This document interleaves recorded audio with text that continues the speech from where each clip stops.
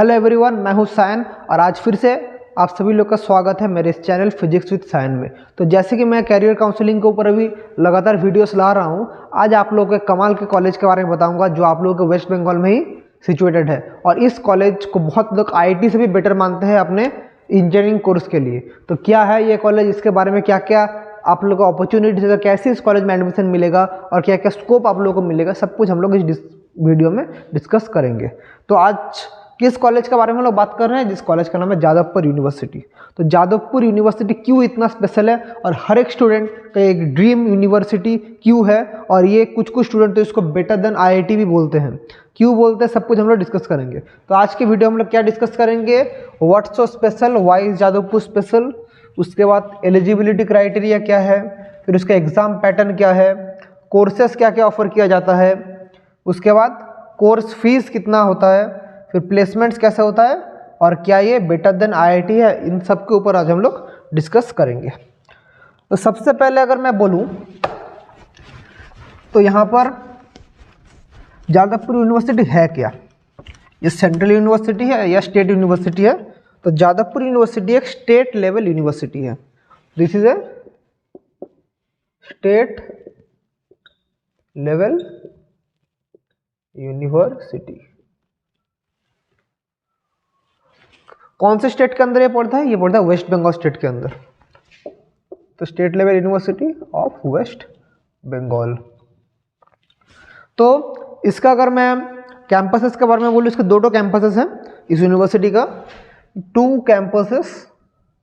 और कहाँ कहाँ, एक कैंपस है आप लोगों का जादवपुर कोलकाता में, जादवपुर कोलकाता में एक कैंपस है इसका, और एक तो वो भी कोलकाता में है, वो कहाँ है, सॉल्ट लेक में। तो ये है दो कैंपस ऑफ जादवपुर। इसके बाद अगर मैं इसके एनआईआरएफ रैंकिंग के बारे में बोलूँ तो यूनिवर्सिटी एनआईआरएफ, अगर मैं यूनिवर्सिटी की कैटेगरी में बोलूँ तो इसका रैंक सुन के आप लोग चौंक जाएंगे। ये एक स्टेट यूनिवर्सिटी होने के बावजूद भी एनआईआरएफ रैंकिंग में ये क्या है, 4th रैंक। इसका रैंक है 4th rank, all over India 4th rank NIRF. अगर मैं आप लोग इंजीनियरिंग का रैंक में बोलूं तो इंजीनियरिंग में इन लोगों का ऑल ओवर इंडिया इन लोग का रैंक है 10th rank.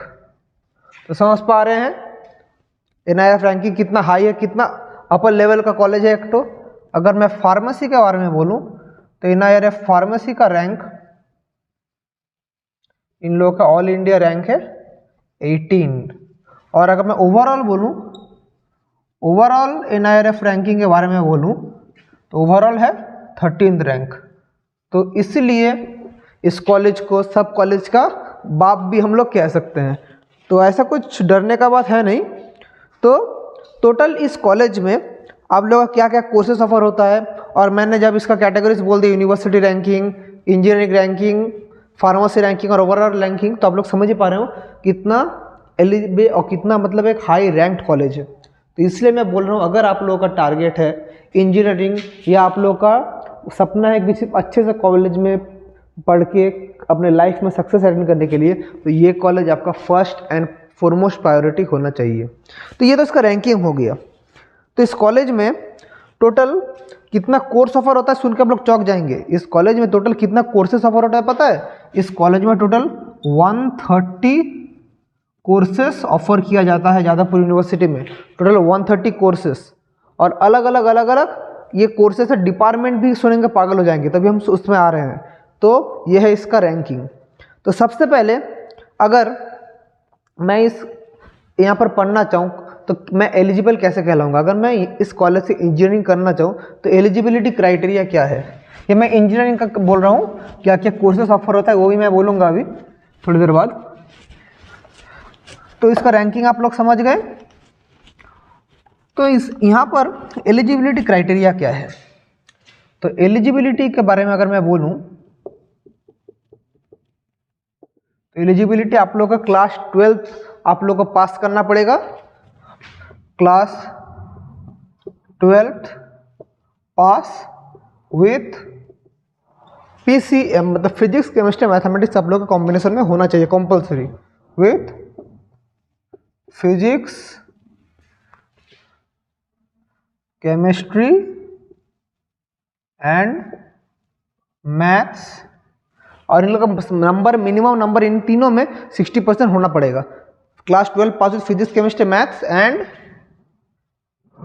Minimum 60% marks in them, ये आप लोगों को रहना ही पड़ेगा। इसके साथ साथ आप लोगों का इंग्लिश लैंग्वेज भी इधर कंपलसरी होगा, कंपलसरी इंग्लिश, इसका भी मिनिमम 30% मार्क्स आप लोग को होना पड़ेगा। तो ये कुछ एलिजिबिलिटी क्राइटेरिया है। अगर आप लोग जादवपुर यूनिवर्सिटी से इंजीनियरिंग करना चाहते हैं तो आप लोग का क्लास 12 में सब्जेक्ट कॉम्बिनेशन में जो भी है सब्जेक्ट चलेगा, लेकिन फिजिक्स केमिस्ट्री और मैथ्स आप लोग को रहना ही रहना पड़ेगा। और सिर्फ रहने से नहीं होगा, उन लोगों में उन तीनों सब्जेक्ट में आप लोग को इंडिविजुअली हर एक सब्जेक्ट में मिनिमम 60% मार्क्स मेंटेन करना पड़ेगा। और इंग्लिश में आप लोग का कंपलसरी कॉम्बिनेशन में इंग्लिश रहना ही पड़ेगा, जिसमें आप लोग को मिनिमम 30% मार्क्स आप लोग को स्कोर करना पड़ेगा। समझ गए? तो ये इसका एलिजिबिलिटी क्राइटेरिया है। तो आप लोग इस कॉलेज में एडमिशन लेंगे कैसे, किस एग्ज़ाम के थ्रू लेंगे, किस एग्ज़ाम के थ्रू इस कॉलेज में एंट्री लेंगे? तो इंजीनियरिंग करने के लिए जादवपुर यूनिवर्सिटी में आप लोग को जो एग्ज़ाम देना पड़ेगा उसका नाम है West Bengal joint entrance examination. या मैं अगर एग्ज़ाम का पैटर्न के बारे में बोलूँ, एग्ज़ाम पैटर्न, तो आप लोगों को कौन सा एग्ज़ाम देना पड़ेगा? WBJEE, West Bengal joint entrance examination. तो इस एग्जामिनेशन को आप लोग क्वालिफाई करेंगे और कितना रैंक उनमें आप लोग को जादवपुर मिलेगा वो भी मैं बोलूँगा। तो ये एग्ज़ाम जब देंगे, इसका दो पार्ट्स में आप लोग को एग्ज़ाम होगा, एक है पेपर 1 और एक है पेपर 2। ठीक है? तो पेपर 1 किसके ऊपर है? पेपर 1 है मैथमेटिक्स के ऊपर या मैथ्स के ऊपर, और पेपर 2 है फिजिक्स एंड केमिस्ट्री। फिजिक्स और केमिस्ट्री के ऊपर आपका पेपर 2 है। और ये जो पूरा एग्जाम होगा WBJEE मतलब West Bengal joint entrance examination, ये पूरा एग्जाम ही objective type, that is MCQ based question आप लोगों का होगा। और आपका टोटल टाइम रहेगा इस एग्जाम के लिए, दैट इज 4 आवर्स। टोटल 4 घंटे का आप लोगों का ये एग्जाम होगा, West Bengal joint entrance examination. तो अगर मैं इसका क्वेश्चन का पैटर्न के बारे में बोलना चाहूँ तो हमारा जो मैथ जो पेपर 1 है, हर एक एग्जाम का 3 कैटेगरी में डिवाइड होगा। हर एक एग्जाम मतलब पेपर 1 और पेपर 2 टोटल 3 कैटेगरीज में डिविजिबल है। तो कैटेगरी 1, कैटेगरी 1, कैटेगरी 2 और कैटेगरी 3। तो 3 तो कैरेक्टर है। अगर मैं मैथ्स में बोलूं तो मैथ्स में कैटेगरी 1 में कितना क्वेश्चन रहेगा पता है आप लोगों को? 50 क्वेश्चंस। 50 क्वेश्चंस। कैटेगरी 2 में रहेगा 10 क्वेश्चंस। अभी क्यों कैटेगरी अलग अलग है उसमें भी मैं आऊँगा अभी। तो 10 क्वेश्चन और इधर हम लोग का रहेगा 5 क्वेश्चंस। तो कितना, ओ नहीं सॉरी, इधर रहेगा आप लोग का 15 क्वेश्चन और इधर रहेगा आप लोग का 10 क्वेश्चन। टोटल मैथ्स में आप लोग को 50 plus 15 that is 65 plus 10 75 question आप लोग को करना पड़ेगा। तो टोटल ये मिला के आप लोग का कितना नंबर होगा बोलिए? तो ये मिलाकर आप लोग का होगा 100 मार्क्स। ये कैसे हो रहा है इसके बारे में मैं आऊँगा, इसका मार्क्स डिस्ट्रीब्यूशन में बोलूँगा, पहले क्वेश्चन समझ लीजिए। फिर फिजिक्स में कैटेगरी 1 में रहेगा आपका 30 क्वेश्चंस, कैटेगरी 1 में 30 क्वेश्चन, कैटेगरी 2 में 5 क्वेश्चंस रहेगा और कैटेगरी 3 में भी क्या रहेगा? 5 क्वेश्चंस। और इसका मिला के होगा आप लोगों का 50 मार्क्स। 50 मार्क्स होगा आप लोगों का इन फिजिक्स में। फिर केमिस्ट्री का बात अगर मैं बोलूँ तो केमिस्ट्री में भी फिजिक्स की तरह कितना होगा? 30 क्वेश्चंस इन कैटेगरी 1। समझ लीजिए कैसे मैं कर रहा हूँ, पैटर्न समझ लीजिए। फिर कैटेगरी 2 में 5 क्वेश्चंस और कैटेगरी 3 में भी 5 क्वेश्चंस। इन तीनों को मिला के होगा आप लोगों का 50 मार्क्स। तो टोटल आप लोगों का कितना नंबर का क्वेश्चन हो रहा है? तो टोटल आप लोगों का हो रहा है 200 मार्क्स का क्वेश्चन। और यहाँ पर आप लोग का क्वेश्चन अगर सर क्या नेगेटिव मार्किंग नहीं है, तो अभी मैं उसी के ऊपर आऊँगा। तो कैटेगरी 1 में जो है अगर आप एक क्वेश्चन करेक्ट करेंगे तो आप लोग को मिलेगा +1। कैटेगरी 1 में एक क्वेश्चन करेक्ट करेंगे आप लोग को मिलेगा +1, और एक अगर गलत करेंगे उधर आप लोग का -1/4 होगा, -1/4। अगर कैटेगरी 2 में आपने एक क्वेश्चन करेक्ट किया तो आप लोग को मिलेगा +2, और कैटेगरी 2 में आपका क्वेश्चन गलत किया तो आप लोग का माइनस कितना होगा पता है, -1/2। और कैटेगरी 3 में अगर आपने एक क्वेश्चन करेक्ट किया आप लोग को मिलेगा +2, गलत किए तो इधर कोई भी नेगेटिव मार्किंग नहीं है। तो कैटेगरी 3 क्यों है, कैटेगरी 1, कैटेगरी 2, कैटेगरी 3 क्यों है? कैटेगरी 1 ओनली क्या है, कैटेगरी 1 ओनली MCQ टाइप है, लेकिन ये थोड़ा इजी टाइप का MCQ है। ये थोड़ा इजी मतलब आप लोग को इजीली सॉल्व होगा। लेकिन कैटेगरी 2 भी आप लोग का MCQ है, लेकिन ये थोड़ा मॉडरेट लेवल का क्वेश्चन होगा, इसलिए आप लोग को देखिए यहाँ पर 1 नंबर मिलेगा, यहाँ पर एक करेक्ट करने में 2 नंबर मॉडरेट। और कैटेगरी 3 क्या है पता है, ये है MSQ या MCQ, ऑप्शनल रह सकता है, मतलब MSQ भी हो सकता है MCQ भी हो सकता है। मतलब ऐसा कि क्वेश्चन दे देगा 3 तो 4 ऑप्शन होगा, 4 ऑप्शन में 2 ऑप्शन करेक्ट है, तो ऐसा टाइप का क्वेश्चन रहेगा इधर। अब ये भी हो सकता है कि 4 क्वेश्चन में कोई एक ऑप्शन करेक्ट है, तो ये आप लोग को नहीं पता। तो ये सबसे कॉम्प्लेक्स पार्ट है कैटेगरी 3। तो हमारा WBJEE पेपर 1 और पेपर 2 समझ गए क्वेश्चन पैटर्न। तो एक करेक्ट करेंगे कैटेगरी 1 में आप लोग को +1 मिलेगा, एक गलत करेंगे आप लोग को -1/4 हो जाएगा। सिमिलरली इधर एक करेक्ट करेंगे +2, एक गलत करेंगे -1/2, इधर करेक्ट करेंगे आप लोग का, एक करेक्ट करे +2, गलत किए तो माइनस मार्किंग नहीं है कैटेगरी 3 में। तो ये होप आप लोग समझ गए क्या कैसे पैटर्न से एग्जाम होता है। तो आप लोग का मन में क्वेश्चन आएगा सर क्या ये WBJEE एग्जाम टफ है, क्या इसका लेवल बहुत टफ है सर? तो अगर मैं आप लोगों को सीधा सीधी एकदम डायरेक्ट आंसर बोलूं, एकदम नहीं। ये JEE मेन का भी जो बहुत इजी पेपर होता है उसका लेवल का पेपर होता है WBJEE एग्जाम। बहुत ही इजी क्वेश्चन होता है। इसका जो कट ऑफ जाता है, इसका कट ऑफ बहुत हाई जाता है 190, मतलब कट ऑफ का बात तो छोड़ दीजिए, मैं जाजापुर का कट ऑफ बोल रहा हूँ। इधर आप लोगों का हाईएस्ट उठता है पूरा एकदम 200 के आसपास, 195 आउट ऑफ 200 या और भी हाईएस्ट नंबर उठता है। तो अगर क्वेश्चन बहुत हार्ड होता तो इतना नंबर कोई उठा नहीं पाता। उसी में मैं आऊँगा, कट ऑफ अभी आऊँगा मैं। तो पहले आप लोग समझ लीजिए एग्जाम पैटर्न समझ गए कैसा टाइप का क्वेश्चन होता है। तो टोटल 200 मार्क्स, तो एग्जाम पैटर्न आप लोग समझ गए, और ये होगा पूरा ही MCQ बेस्ड, सब आप लोगों को कोई भी इधर डिस्क्रिप्टिव टाइप क्वेश्चन नहीं होगा। अभी अगर मैं आप लोगों को बोलूँ कि इसका क्या क्या कोर्सेस ऑफर होता है इस यूनिवर्सिटी में, क्या क्या कोर्सेस, अगर आप लोग क्वालिफाई कर लें WBJEE एग्ज़ाम, फिर आप लोगों का कोर्सेस क्या क्या अफोर्ड होगा। तो अभी मैं अगर कोर्सेस के बारे में बोलूं तो सबसे पहले इधर किया कराया जाता है BTech, जिसके लिए फेमस है। ये 4 इयर्स का कोर्स है BTech। और इसमें कितना खर्चा होता है पता है? अगर मैं खर्चा का बात बोलूँ तो इसका खर्चा सुनकर आप लोग चौंक जाएंगे, सर मैं तो बहुत ही poor class middle class family से बिलोंग करता हूँ, क्या मैं अफोर्ड कर पाऊंगा? अभी मैं इसका जब लिखूंगा खर्चा आप लोग चौंक जाएंगे। तो 4 साल में पूरा BTech करने में हर एक साल सिर्फ 9,600 रुपीज़ लगता है पर ईयर, कोई सेमिस्टर नहीं, पर ईयर 9600 लगता है, समझे? इतना कम खर्चा, सारे साल में 9,600, अगर 9,500 में पकड़ूँ, एक साल में 12 महीना में सिर्फ 9600 पर ईयर। समझ पा रहे हैं? तो कितना कम पैसा लगता है BTech इंजीनियरिंग में। और इसका सिलेक्शन कौन से एग्जाम से होता है? WBJEE से आप लोगों का सिलेक्शन होता है।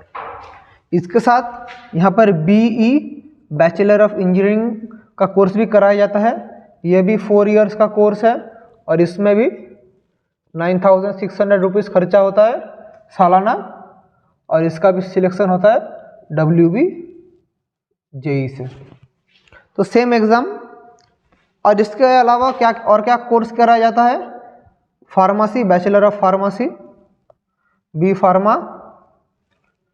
तो ये भी कितना साल का कोर्स है? 4 साल का कोर्स है। और इसमें कितना खर्चा होता है? इसमें भी सेम खर्चा ही होता है 9,600 पर ईयर, और इसका भी सिलेक्शन होता है WBJEE से। तो ये हो गया आप लोगों का 3 कोर्स। इसके अलावा क्या कराया जाता है सर? इसके अलावा यहाँ पर BSc bachelor of science, BSc physics, BSc chemistry, BSc mathematics, BSc statistics, BSc botany, BSc zoology, हर एक टाइप का साइंस का बैचलर डिग्री करवाया जाता है। तो ये कोर्स होता है 3 साल का कोर्स, और इधर भी लगता है कितना पता है, चौक जाएंगे आप लोग, 7200 per year, only 7200 per year. और इसका कोई पर्टिकुलर एग्जाम नहीं होता है, ये आप लोगों का एकेडमिक मेरिट के ऊपर ही सिलेक्शन होता है, एकेडमिक मेरिट के ऊपर ही सिलेक्शन होता है। रिसेंट कुछ सालों से एकेडमिक मेरिट से हो रहा है, उन लोग कभी कभी उन लोग का अगर मर्जी हो तो उन लोग अपना खुद का एंट्रेंस ले सकते हैं। ये ऑल इंडिया या ऑल वेस्ट बंगाल बेस्ड कोई एग्जाम अलग से बीएससी के लिए नहीं होता है। और सिमिलरली बीए डिग्री भी करवाया जाता है इधर। तो बीए बैचलर ऑफ आर्ट्स, ये भी 3 इयर्स का कोर्स है। आप लोग किसी भी आर्ट्स के सब्जेक्ट में आप लोग इधर बैचलर्स का डिग्री मिल सकता है। तो ये ₹7200 पर ईयर इसका खर्चा होता है, और ये भी एकेडमिक मेरिट के बेसिस में ही सिलेक्शन होता है। और सर और क्या कोई कोर्स अब इधर नहीं करवाया जाता है? हाँ, और भी करवाया जाता है, जिसका नाम है आर्किटेक्चर, बी आर्किटेक्चर। ये पूरा 5 साल का कोर्स है, और आर्किटेक्चर पढ़ने में थोड़ा खर्चा होता है, लेकिन थोड़ा खर्चा मतलब बाहर के कंपैरिजन में देखेंगे तो बहुत कम है। तो टोटल 1 साल का ये लोग 12,000 रुपया लेते हैं। और इसका सिलेक्शन तो नाटा बोल के एक एग्ज़ाम होता है, आप सभी लोगों को पता है, जो लोग आर्किटेक्चर में इंटरेस्टेड है, इसका सिलेक्शन थ्रू नाटा होता है। तो ये courses offered in Jadavpur university. और क्यों आईआईटी से बेटर मैं बोलूँगा, तो एक तो आईआईटी से बेटर आप लोगों को मिल गया कि कोर्स फीस देख पा रहे हैं, जहाँ पर आईआईटी में टोटल आपको 14 से 15 लाख देखते देखते निकल जाएगा। 4 साल में 15 to 16 लाख, 14 to 16 लाख कहाँ निकल जाएगा समझ नहीं पाएंगे। लेकिन इधर देखिए, 1 साल में अगर मैं 10,000 भी पकड़ूँ, 4 साल में सिर्फ 40,000 रुपये खर्चा हो रहा है, 40,000 रुपये खर्चा हो रहा है। अभी आप लोग बोलेंगे सर ये तो सिर्फ आपने सेमिस्टर, मतलब ये तो आपने सिर्फ कोर्स का फीस ऑफर किया, हॉस्टल का फीस किया है। तो हॉस्टल का फीस अगर मैं बोलूँ ना, अभी और भी चौक जाएंगे। अगर मैं हॉस्टल फैसिलिटीज़ अभी बोलूँ, हॉस्टल फैसिलिटीज़ बोलने से ज़्यादा आप लोग चौक जाएंगे पूरा। तो हॉस्टल फैसिलिटीज़ जो है, यहाँ पर टोटल 13 हॉस्टल्स है कैंपस में, टोटल 13 हॉस्टल्स हैं, जिनमें से 4 गर्ल्स हॉस्टल है और 9 बॉयज़ हॉस्टल है। और ये तो आप लोग हॉस्टल नंबर समझ गए, लेकिन खर्चा कितना होता है पता है? हॉस्टल में सिर्फ और सिर्फ ₹25 पर मंथ दिया जाता है, पर मंथ ओनली ₹25। तो महीने में आप सिर्फ 25 रुपया दे के रहेंगे हॉस्टल में, तो समझ बहुत खर्चा हो गया क्या?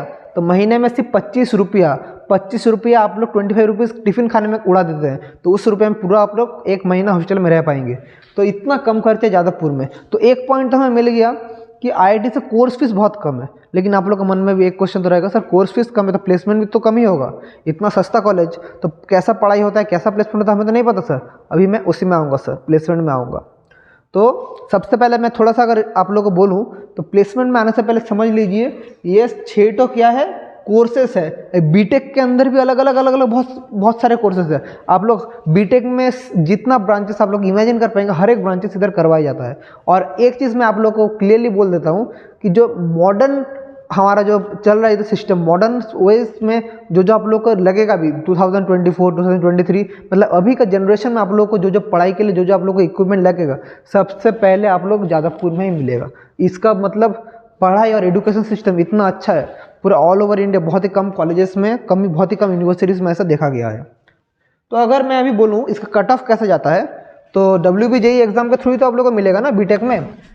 तो आप लोगों का अगर नंबर 190 से 200 के बीच में रहा, 190 से 200 के बीच में अगर आप लोग का रैंक, तो कितना आएगा आप लोगों को WBJE में?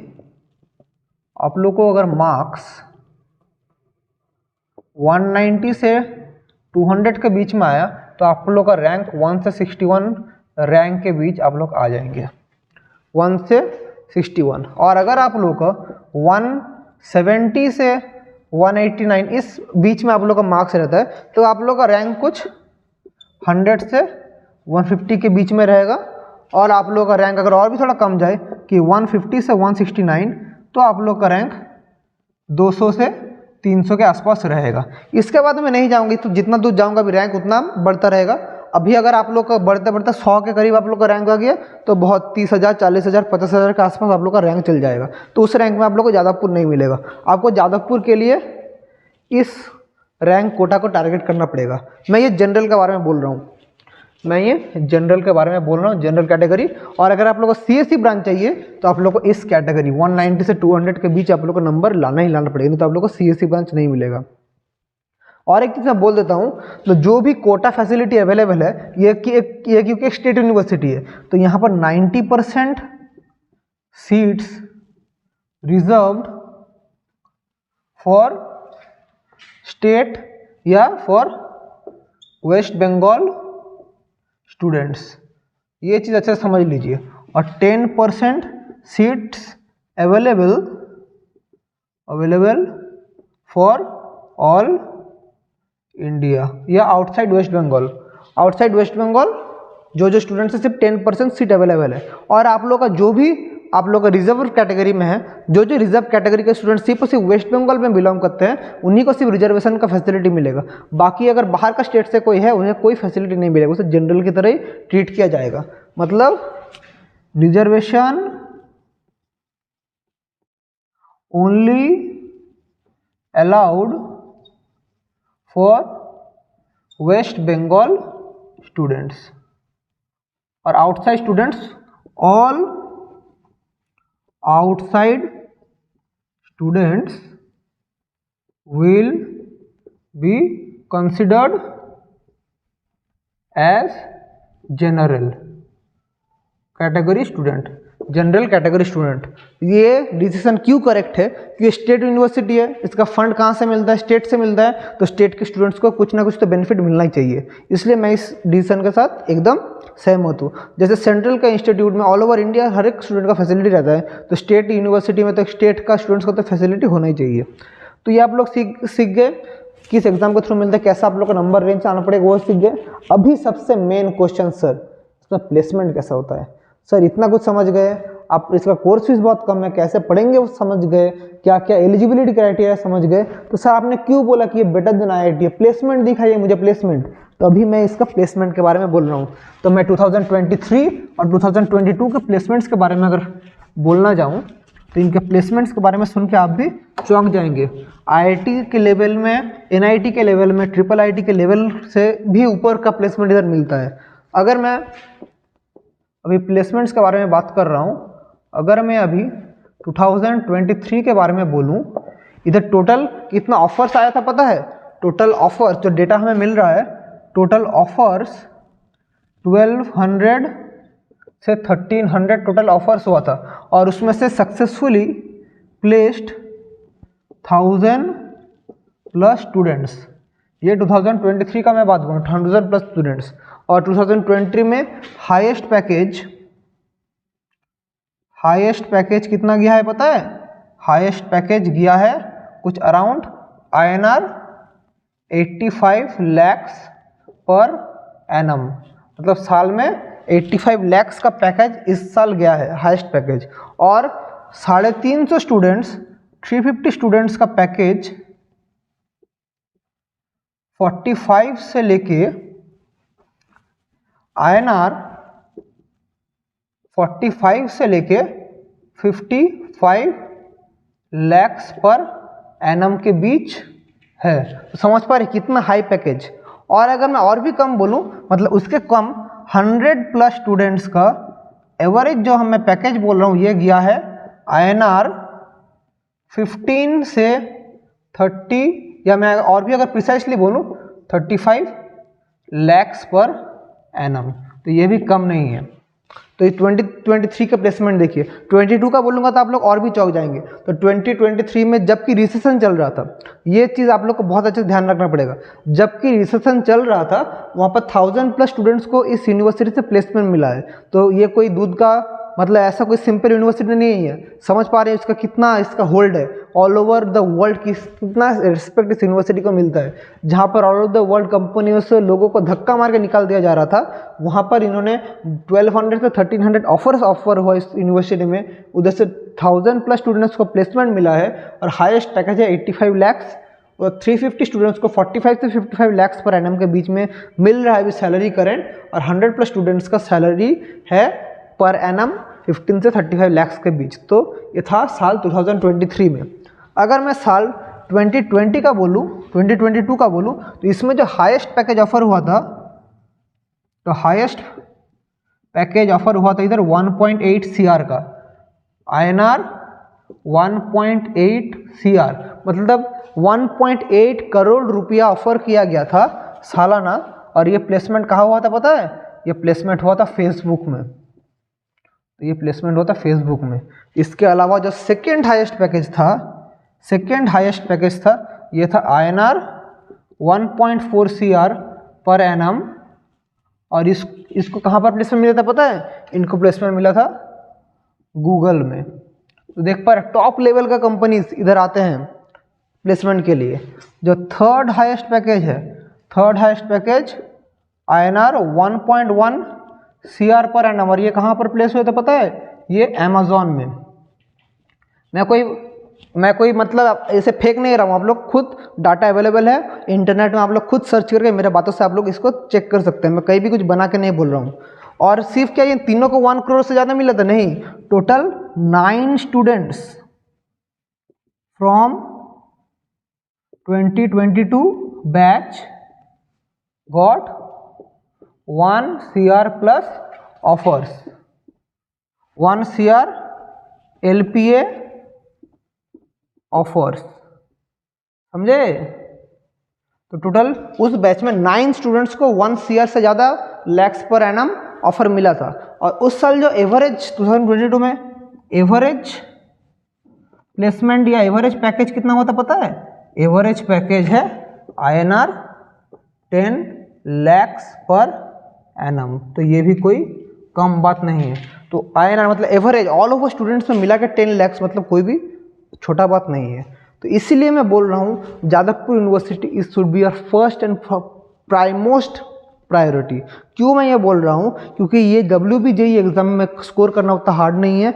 इधर आप लोग WBJE में अगर अच्छा रैंक लाते हैं आप लोग को डायरेक्ट कॉलेज में एडमिशन मिल जाएगा। लेकिन आप लोग अगर IIT में जाना चाहते हैं, आप लोग को JEE मेन क्वालिफाई करके फिर JEE एडवांस के लिए प्रिपरेशन करके अच्छे से फोड़ के फिर आप लोग का पसंदीदा ब्रांच मिलेगा। बहुत कॉम्प्लेक्स प्रोसेस है, लेकिन उधर खर्चा भी कम नहीं है। एक किसी भी IIT में मिनिमम 15 लाख 4 साल में तो जाएगा ही जाएगा। ये सिर्फ मैं बोल रहा हूँ आप लोग का जो मतलब जो रिटेन जो खर्चा है, इसके अलावा आप लोग जब रहेंगे उधर तो अपना और भी बहुत ज़्यादा खर्चा होगा। ये खर्चा मिला फुला के 20 लाख के आसपास चला ही जाएगा।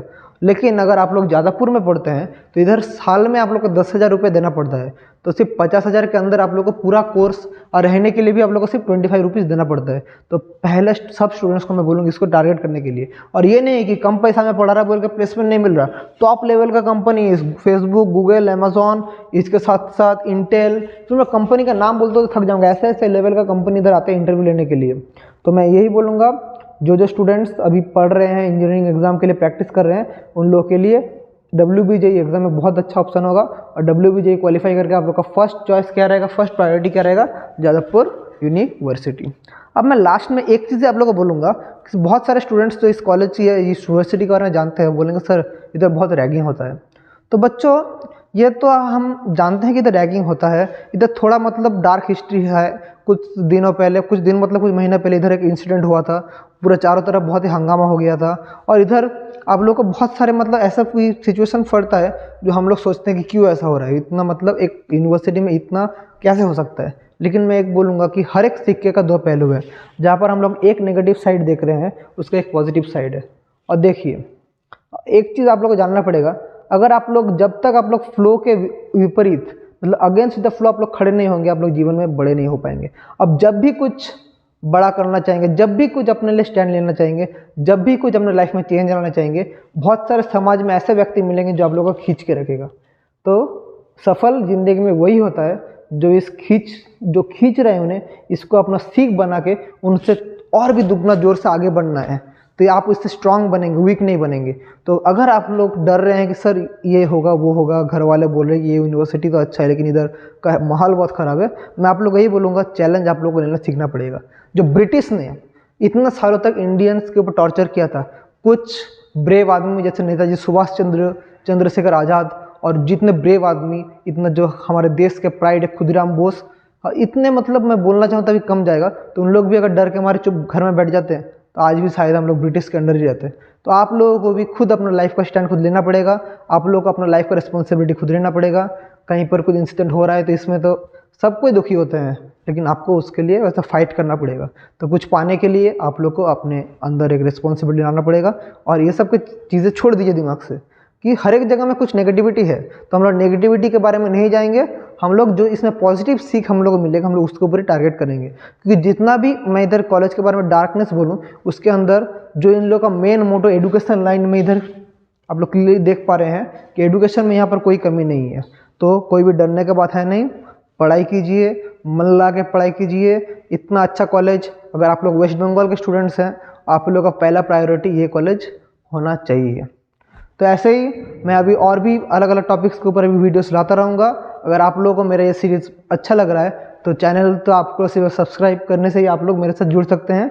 एक सब्सक्रिप्शन में आप लोगों का कुछ भी जाए नहीं आएगा, कुछ भी आप लोगों का ज़िंदगी में कोई प्रॉब्लम नहीं होगा सब्सक्रिप्शन बटन दबाने के लिए। लेकिन आप लोग जब सब्सक्राइब करेंगे, मुझे वो देख के बहुत ही मोटिवेशन मिलता है, क्योंकि मैं काम किस लिए कर रहा हूँ, आप लोगों के लिए काम कर रहा हूँ। आप लोग थोड़ा वीडियो को लाइक करके सब्सक्राइब करके मुझे सपोर्ट कर सकते हैं। तो इसी के साथ हम लोग आज का वीडियो एंड करते हैं। Wishing you all the very best and thank you.